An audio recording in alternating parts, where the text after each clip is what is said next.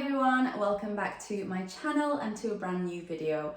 So I hope you're all doing really well as always, and today I'm going to be sharing a new recipe with you all that I've not shared before on my channel here. So I'm going to be showing you how I make a fish curry. So if you are a fan of curries in general, you know, your chicken curry and your lamb curry and things like that, then you may or may not have tried a fish curry. So a fish curry essentially does have the kind of same sauce that you would use for any sort of curry. But honestly, if you want to skip out on the meat for this one meal and you want to try it with fish, then it's honestly such a good option. It is super quick and easy to do. I think anyone can do it. If I can do it, you guys can do it, because my recipes, I think, are super straightforward and simple to follow. So you shouldn't have any issues there. Only thing I will say is I usually make my fish curries with a white fish, but I have seen and known people to actually use like a salmon fish and things like that. So if you want to experiment, then go ahead. However, I'm going to be using white fish because that's the only kind of fish that I like and I eat. So this curry does require, I just want to mention, lots of like spices and things like that. What I would say is please do not skip out on any of these spices because it's what brings the flavour in the end. So all of them merged together really do give this curry a delicious taste. So if you are missing out on things, it might not taste exactly the same. What I would say though is if you want to adjust the amounts that you're using, and then go ahead and do that, but try not to miss any ingredients out. And yeah guys, just try this recipe out. I promise you, you will love it. I think everyone would. And you can serve it alongside naan bread if you want, pitta, chapattis or rice like I did in this video. So yeah, give it a try, let me know how you liked it. And if you do enjoy this video, please give it a thumbs up. I really appreciate it. And I will see you all at the end. So first thing you're going to need is a large pan over a medium-high heat, and to that you want to add your choice of butter or oil. I'm actually using some ghee, so I'm going to add that in, let it melt down, and then I'm going to be adding in 1 red onion that's been chopped nice and small, and then you just want to start frying this off for around 5 to 6 minutes until it starts to soften and become transparent. So after a few minutes you want to add in some garlic. So I've got around 4 to 5 cloves of garlic that I have just chopped up again quite finely. I'm going to add that straight in and start frying this off as well. You do not want to stop stirring because the garlic can burn fairly quickly, so just keep an eye on it, just keep stirring it, and if you feel that it is burning, just turn the heat down. Now I'm going to be adding in 2 tomatoes that I have washed and cut up kind of roughly, not finely at all, because these will just simmer right down into the sauce that we're making.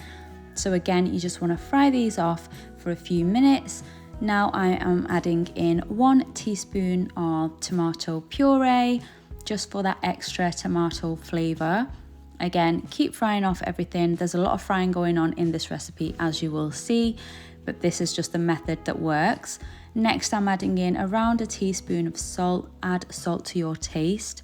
Once I've added that in, I'm going to start seasoning with half a teaspoon of turmeric, 1 teaspoon of coriander powder, 1 teaspoon of chilli flakes, 1 teaspoon of onion powder, 1 teaspoon of medium curry powder, and then I did end up adding a splash of water because when you add in dry spices, they can burn pretty easily. So it's a good idea to add water in between. So I've just added a little bit, and now I'm going to add a few more.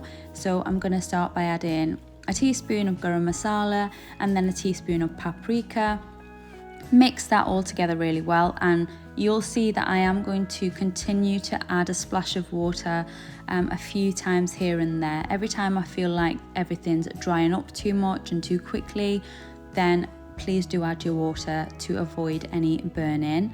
And now you kind of just want to cook everything together. I was mashing down the tomatoes as well, just a little bit, and you just want this to turn into a really nice sauce so everything has cooked down really nicely. So we're just going to continue to mix, add some water, and just continue to do the same process for a few more minutes. I also just want to mention, if you was to add more oil at the beginning, then you probably wouldn't need this much water, but I don't want to add too much, even though this curry does require quite a bit.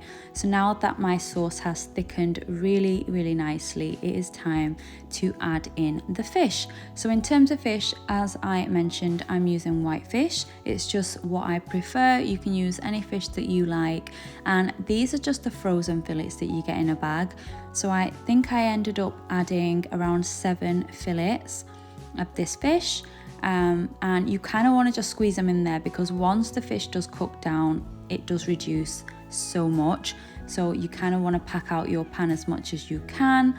As you can see, I've added quite a few in there. Now I'm going to pop the lid on for around 10 minutes. I've turned the heat slightly lower, so it's on a medium heat now. And after around 10 minutes, this is what it was looking like. So as you can see, there's a lot more liquid now. So I'm just going to use a spatula to flip the fish over, just so that it's really nice in all of those flavors and things like that. Once you flip them all over, you want to pop the lid back on for another 15 minutes or so, and then you want to come back and check on it.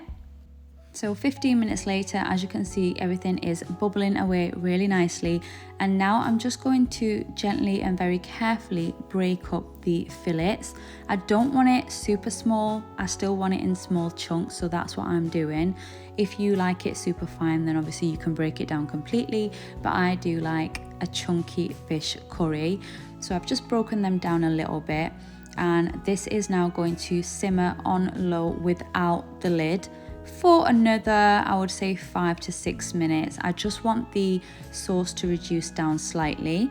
And once you are happy with the amount of sauce there is, then you can go ahead and add some fresh coriander. I add a huge handful because you know by now I absolutely love it. I gave that a little mix just to make sure it's all combined in my curry. And this is pretty much the curry done. It was so simple to do, just requires a little bit of waiting time, but this is how it looked.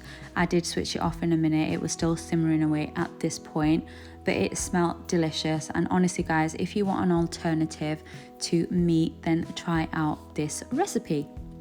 So it's time to serve up now. So I just served mine with some plain rice that I cooked earlier. So I'm just going to layer some of that at the bottom of my bowl, and then we are going to add the curry on top. So I'm just going to add a nice amount. I'm going to add some of that sauce as well, which is so rich in flavor. Honestly, this curry is not bland whatsoever. It has so much flavor thanks to all of those spices. And there we go guys, this is the finished product. I really hope you enjoyed this video. Make sure you try out this recipe if you like the look of it, and let me know how you liked it. And that is how I made this really easy, simple and delicious fish curry. So like you saw, it was super simple to do. It does require a little bit of time and patience with pretty much every other thing that you need to cook, but it's so worth it. You will really enjoy it. So please try it out. Let me know again down in the comments down below if you enjoyed it. Give me some ideas, guys. Come on, you are not interacting with me the way you used to. Let me know what you want to see from me and I will deliver. So yeah, try out the recipe and I will see you all really soon in my next one.